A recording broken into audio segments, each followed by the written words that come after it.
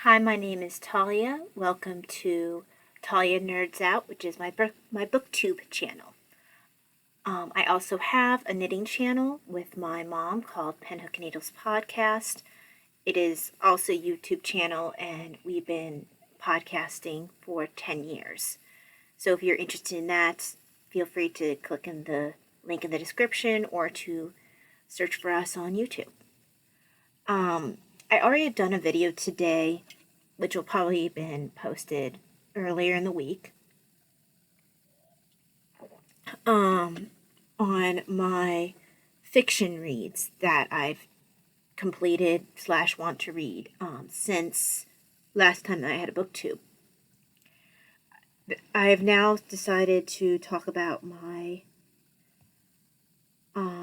nonfiction reads. Starting my I have a stopwatch going because I have a bad habit of forgetting how long I've been recording and to just ramble forever. So I'm going to be trying to be a little bit better about that. So I actually did a fair amount of nonfiction reading. So for me, I tend to read, and I think I mentioned this in my last video, that I tend to read nonfiction, particularly history books, when I don't feel well, or I tend to listen to audio history books when I'm knitting or doing other things that I can't just sit there and read.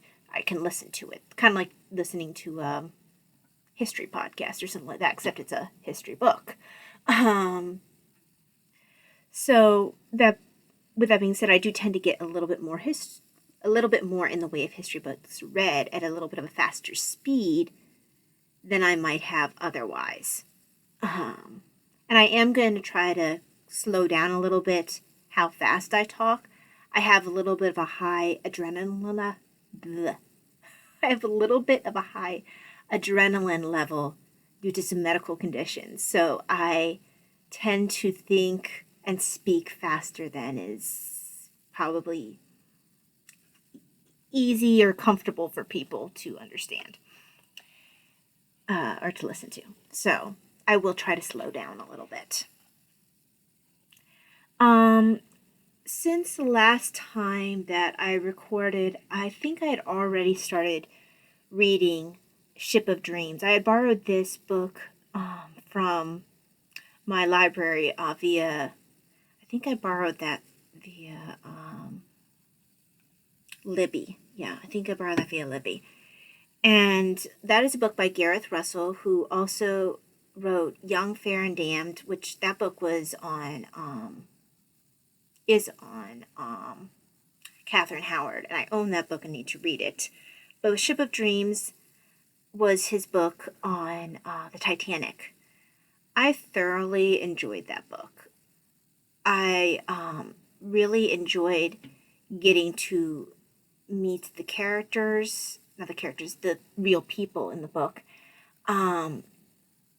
This, and I don't remember again if I said this in the last video, because I don't think I was reading it for very long at that point.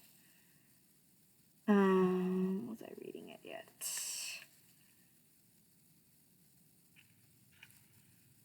I'm just trying to check. Yeah, I was reading it. I can't remember, though, if I mentioned that this was a book that actually made me cry. Now, to be fair, if I'm flaring, it doesn't take much to cause me to be over emotional. But got really attached to the people on the Titanic.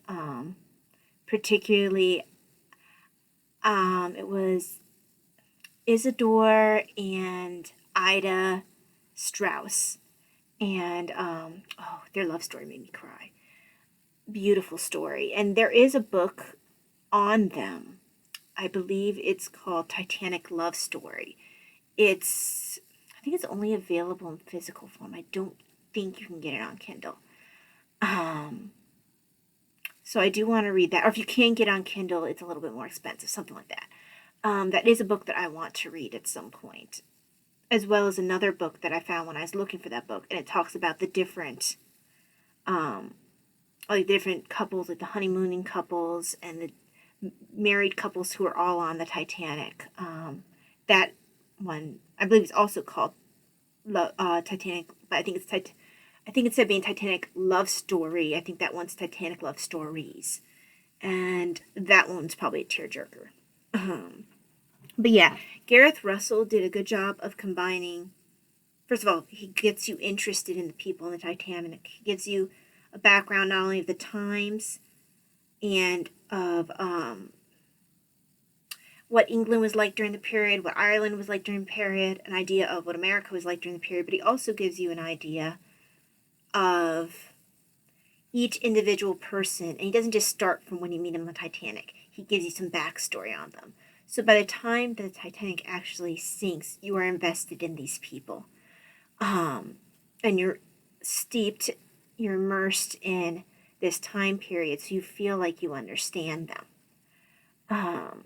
The other thing that Gareth Russell does well is, besides getting you emotionally invested, he also knows how to break that tension by making you laugh. So he'll say something and then he'll have like an amusing way he words something in the narrative, and it'll break that tension a little bit and then allows him to build it up again as you get closer to 0 hour. And that's actually a very good way of writing a book. Because, you know how they always talk about in movies, if there's tension, or action, eventually you become inured to it. But if you have like a laugh or something to break the tension, break the action, a sweet moment, a laugh, whatever, then it allows that tension to build up again, or allows, like in a scary movie, you don't want just constant scares. You want something to kind of break that and then allow it to build up, give you that sense of false sense of security. And Gareth Russell does do that well with giving occasional humorous ways of saying things, as well as giving you a very human look at everyone on the Titanic. So I would highly recommend Ship of Dreams if you have not read that. Hang on. It's almost midnight, but I'm going to finish my Irish breakfast. Excuse me. The other thing, well, actually, listen to this. I borrowed this via the, what's the name of the app? Hoopla. And this is another library app. What's nice about Hoopla, so in Libby, you generally borrow things for 14 days, and then you have the option to renew if someone else doesn't have the book on hold. For Hoopla, you have that book, I think it's for 20 days, but you can only borrow, I think it's 5 titles a month. So kind of evens out. If I have something that I think is going to take me a little longer to read, I'd like to get it on Hoopla. Now, there's some things available on Libby that are not available on Hoopla, and vice versa, even if you're using the same library, which is odd, but okay. It gives me more access to more of a variety of books. And I borrowed on Hoopla a book that I've been unable to get off of Libby, which is called The Doctor's Blackwell. I was only able to get it via audiobook on Hoopla, which is just fine because I can listen to audiobooks while I'm doing other things, and I really actually enjoy history audiobooks. This is a book by Janice P. Nimura, and it talks about the Blackwell sisters. Elizabeth Blackwell was the first woman to get a medical degree in America and to earn the title doctor. And her sister, I believe, she wasn't the second one. I think she was the third or fourth one. And it talks about not only the sisters, who honestly at sometimes can be, particularly Elizabeth, can be arrogant and rather unlikable. It gives you a very interesting look of the time period and of the way health was managed at that time period, as well as an interesting look into the Blackwell sisters themselves, who were rather interesting people, a little bit self-absorbed.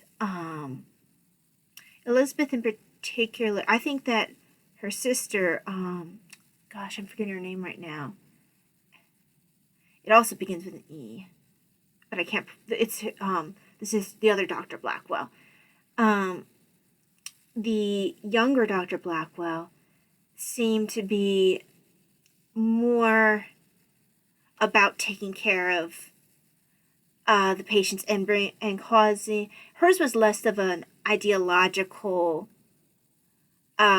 Let's get. Okay, so Elizabeth Blackwell, she did not get into doctoring because she wanted to be a doctor. She got into doctoring because she thought she could do it, and partially because there was a need for women to be doctors to help with women who were patients. But she really wasn't someone who was overly compassionate. She actually even didn't think that much of other women. She kind of had a God complex. She kind of thought of herself above everyone else. But her sister, while she still had the bit of the Blackwell arrogance, she seemed to like being a doctor more than her sister did. For her, it was less about the cause of making I don't know, like, it was less about some ideological cause about women's rights or whatever. It was very much about make it more available for women to enter in as well, but not because it's really hard to verbalize. Elizabeth, just hers, it was very much not about, if you let Elizabeth know, hey, we need more business women, she would have gone for that. Like, she did not care about doctoring, whereas her sister did care about being a doctor. And I'm kind of belaboring the point, but it's a very interesting book. Gives you an idea of what had to be faced by women, the early women entering into the medical field, not only in America, but in England. A little bit in France as well. So if you want a look at England, at early medical history, where you don't yet have hand washing. These women are also contemporaries of Claire Barton, not Claire Barton. Well, also Claire Barton, but Florence Nightingale. So I kept writing to Florence Nightingale in multiple books, in a book on Victoria and on this one. So I also picked up, and this falls into my TBR.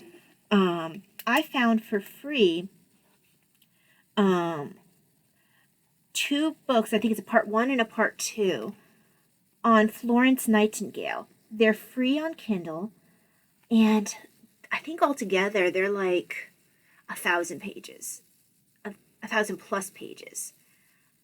They're thick. Well, the first book is like 700 something pages, and the other one has to be at least 500. And they're both free. So let me pull up the title for you while I'm thinking about it. And that's what the Doctors Blackwell made me want to read more about Florence Nightingale. Florence Nightingale, interestingly, and this came out in Doctors Blackwell, did not think that women should be doctors. She thought that women should be nurses, and that they could do much more good there than as doctors. Now, I'm a bit biased insofar as I think that there are definitely. I was a nurse, so before I got sick, and I can see where even just the differences between doctors and nurse practitioners, just a lot of times, and you do see differences with certain doctors, especially nowadays, but doctors are taught more with a diagnostic mindset. They have a lot more of an in, out, let's see the next person. Whereas nurses, and I've seen this in nurse practitioners, they tend to be a little bit more whole person. Okay, well, what's going on socially, what's going on, you know, emotionally, what's going on, all these different things. And I think you see that a little bit with the Doctors Blackwell versus Florence Nightingale. Even though both of them were definitely proponents for things like hand washing. I want to give you that name of those books on Florence Nightingale. Hold on. I picked up several history books recently, so I had to find. Okay, that's too early. It's.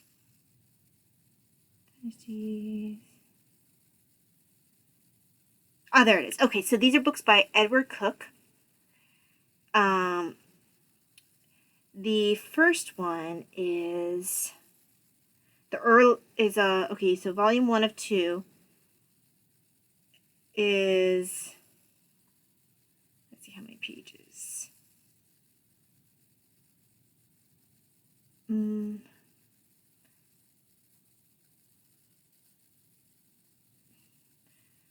Okay, so hold on. So there we go. Okay. That's page 1. I'm trying to find how many pages in this book. It's not being helpful. Okay, so I think this one is about this book. Okay, so book 1 is 744 pages, and that's Life of Florence Nightingale, volume 1 of 2 by Edward Cook. That was free, and then also free was Life of Florence Nightingale, volume 2 of 2. I don't know why it's starting me like partially through. There we go. And like I said, this one's also free.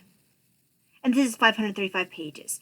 So you get over 1,000 pages on Florence Nightingale for free. So I would highly recommend those 2 books by Edward Cook. I haven't read them yet, but they're free, and free is the best price. So if you are interested in history of medical anything, or just even the history of strong people who just succeed in spite of odds against them, because both the Doctors Blackwell and Florence Nightingale had to fight society's expectations for them. Florence Nightingale also had to fight her family in a way that the Doctors Blackwell didn't. But doctoring was not considered a place for women. And for Florence Nightingale, she also had to fight the misconception that nurses were women of ill repute. So she had to fight that as well. She had to build the idea of a nurse as nursing as a profession that had, I don't have the words right now, as a laudable profession, as one that a woman in good standing could take without having any shame brought upon her.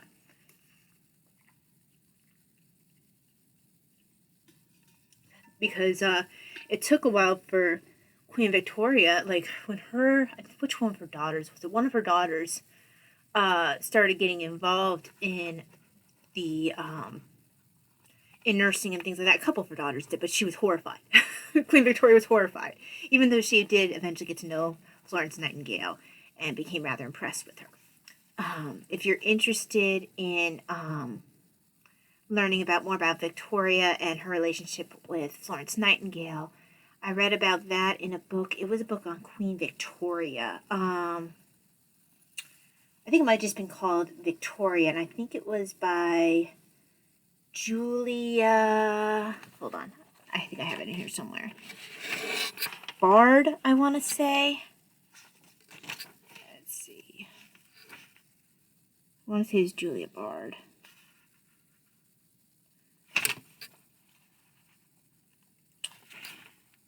I'm just trying to see if I have it here. Well, that's Betsy Ross. Oh, I already finished at that point. I think it's Julia Bard, Victoria, and I think that's the name of the book. And I would recommend that if you are interested, not only in Victoria, but seeing how she felt about people like I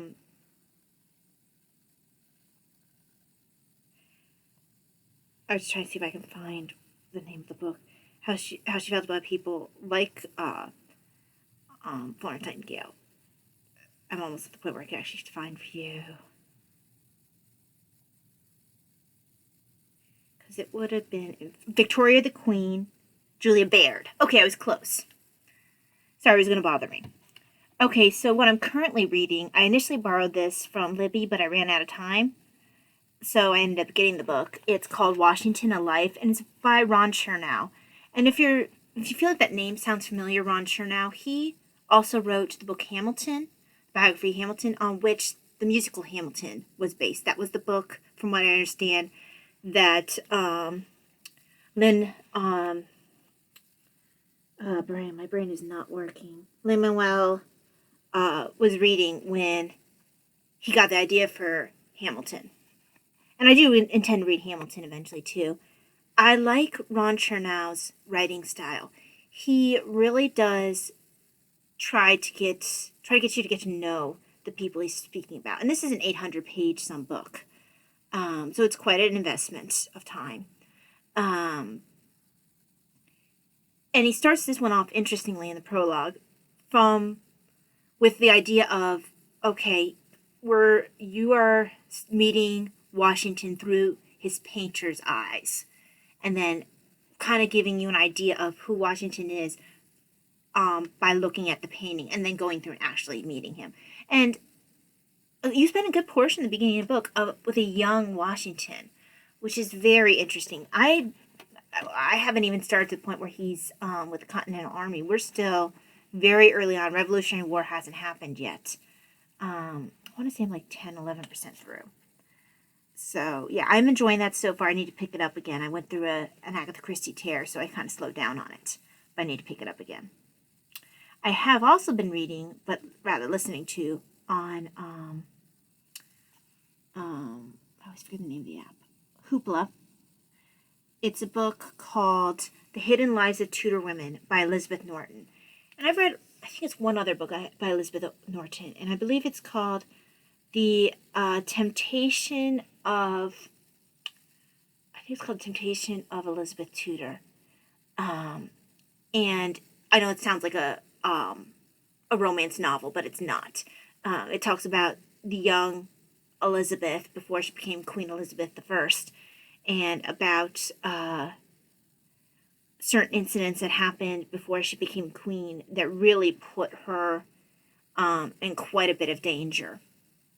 And it's dealing with the really licentious guardian that she had, who actually was Catherine Parr's not second husband. I'm sorry. She'd already been married at least one other time, if not two other times before Henry. It was Catherine Parr's husband after Henry. That would have been he was Seymour, something Seymour.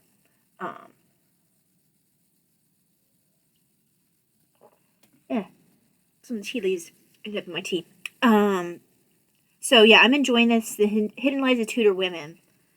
Oh, Elizabeth Norton also, I believe, wrote the book on the King and the Catholics, which I have over there somewhere, which I intend to read. But I'm enjoying The Hidden Lives of Tudor Women. What's interesting is, like I said, this is an audiobook, but it goes through different phases of Tudor womanhood. And while it's doing that, it covers from, the high up, queens down to, servant girls and specific people, mystics, criminals, all sorts of people, all phases of life of Tudor women. And it gives you a peep into their lifestyle and what their society was around them and how it affected them. So it's a very interesting story. While giving you a broad view of what it was like to be a woman in Tudor England, it also gives you a personal view by giving you individual people and their experiences. So I would highly recommend that. I forget who's doing the reading for this book, but she has a pleasant voice. Let's see if Goodreads will let me know. It is...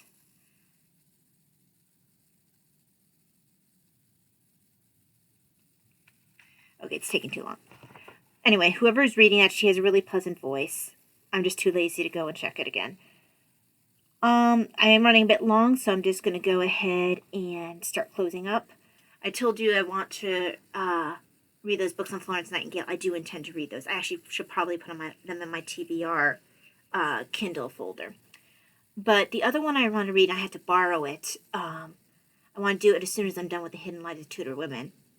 It's a book I've been wanting to read for a while, but it's not been available on Kindle for me to get on Amazon. Or if it has been, the price has been something that's not been something I've been willing to pay. The book is called A Daughter's Love, and it's by John Guy. It is available on Kindle via Hoopla, so that gives me 20 days to read it. It's a book about Thomas More and his daughter, who always stuck by him, never ceased in her support of him, even when his wife kind of was like, hey, honey, can you kind of give in? You're going to die. He stuck to his guns. And his daughter, I wish I could remember his daughter's name, stuck by him through thick and thin. And she was really quite intellectual in her own right, from what I understand. And I've been longing to read A Daughter's Love for so long. And to find it available on Hoopla, I'm over the moon. I've been wanting to read John Guy's books anyway. He seems to like writing books on Thomas More and A Mary Queen of Scots, because those are the two things I constantly seem to see coming up when I look up his books. I think I have one of his Mary Queen of Scots books, which I need to read. But yeah, I'm looking forward to reading A Daughter's Love. I've been wanting to read this for a very long time. I just want to wait till I finish The Hidden Lives of Tudor Women so I can devote the full 20 days to just enjoying that. To wrap up, I know I haven't finished The Wars of the Roses yet by Dan Jones.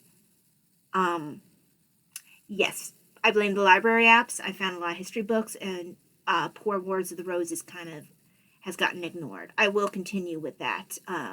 It's very easy to pick up where I left off because I'm very familiar with this time period. So it's not like I have to really go and refresh my memory. I've read many books during this time period, so it's not... I won't get too confused. Particularly early Wars of the Roses. A little later on, I might get a little more confused, but early on, that's close enough to medieval, Plantagenets that it's not too confusing for me.